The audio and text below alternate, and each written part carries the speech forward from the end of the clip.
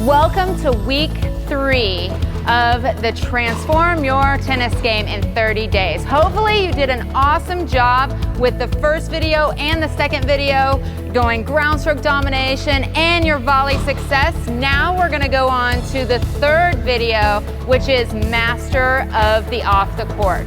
We're gonna go over the physical side, the mental side, and the nutrition side. And although those 3 parts are often overlooked, they are just as important as hitting your forehand with great technique. So stay tuned in so I can give you some awesome drills that are gonna help you with becoming the master of the off the court.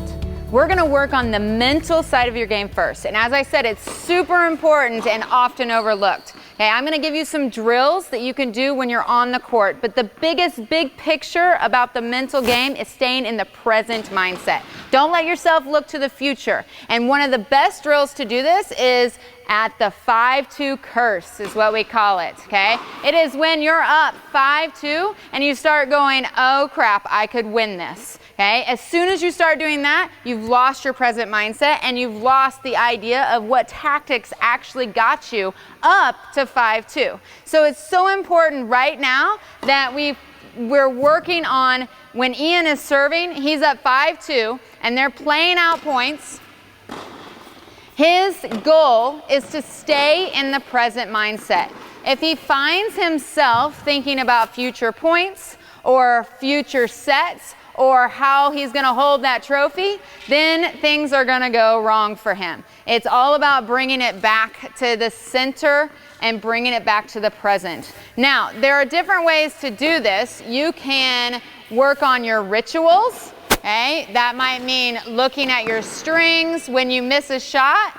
Okay, that might mean putting the racket in your non-dominant hand and moving back, loosening your grip, all of those things that you want to do on a regular basis to bring your mindset back. So the goal of this is, when you're up 5-2, is to learn to win that next game. Okay, now if you're not, then you need to be able to handle the situation of your opponent coming back.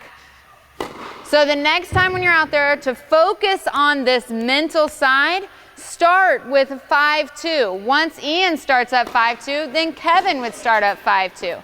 Okay, and you want to work on, again, like I said, bringing it back to the present.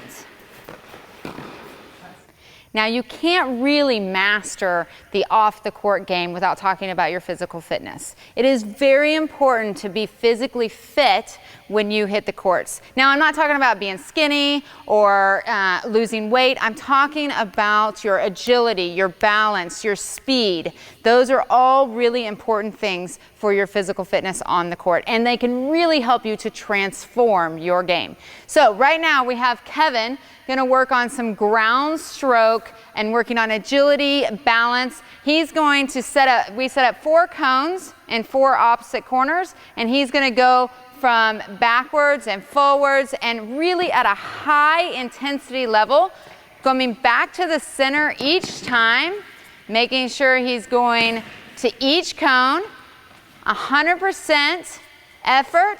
Now, depending upon your level, you can do this for 20 seconds on or 30 seconds on or however many you really feel like your level can go. You want to push your body, but obviously you don't want to be killing yourself. So like Kevin's taking a little breather right now. This is a tough drill, very tough, and I don't expect you to master it right off the bat. But if you focus on it, it's going to help your balance, your agility, and your speed on the court. Now, next, thank you, Kevin.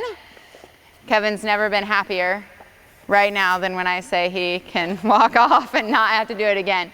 So now we have Ian up. Now he's really going to work on the volley side of it, okay? So he's putting a cone right inside the base or inside the service line, and he's going to go side to side at about a 45-degree angle. Again, 100%. You're really pushing your body. Even if you can only do 2 or 3 reps, it is so important to push yourself as quick, as hard, as fast as you can to hit and recover, okay? Shadow, make sure you're doing the correct shadows. You don't just want to get up there and work on the footwork and nothing else. Okay, again, we take 20 seconds, 30 seconds on, and then however much time you need for the recovery. Thanks, Ian. okay? That's it.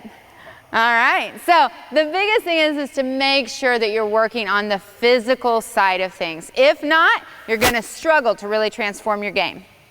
Let's talk about nutrition. That is so important. It's not about just eating all kinds of nasty food and bad food. You want to fuel your body correctly to be able to perform at your peak performance when you hit the courts, okay? So that doesn't mean one of the biggest myths is carb loading. Like eat 3 pounds of pasta before you go on the court. No, you don't have to do that. If you are eating good lean meats and you're eating good sources of sugar and good sources of carbs and good sources of fats, make sure you have a balanced meal before you hit the courts, okay? A couple hours would be great so that you can really make sure to get that through your body and metabolize, okay? Then once you hit the courts, it's all about what kind of snacks can you use, okay? Read your ingredients. You want real food. You don't want a bunch of crap in your food.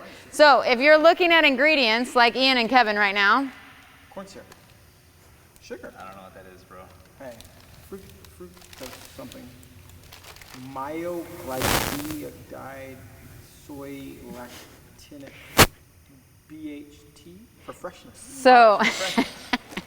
So if you can't pronounce it, don't eat it. Don't put it in your body. That just is common sense, you would think. Just don't put it in your body, especially when you're looking for that peak performance, okay? As Kevin and them do, just throw it over your shoulder. Don't worry about it, okay? So make sure you have good snacks. That means, you know, take some fruit, take some nuts out there to fuel yourself while you're on the court. Don't be doing all the sugar stuff and the things that you can't pronounce, okay? Now, making sure after you're done, making sure you're fueling yourself correctly, okay? That means coconut water, getting yourself electrolytes back into your body after you sweat them all out, okay? Drinking, not, as Kevin has in his hand, a Mountain Dew, okay? Afterwards, that will not help you, okay? So I'm not saying you have to eat 100% clean all the time.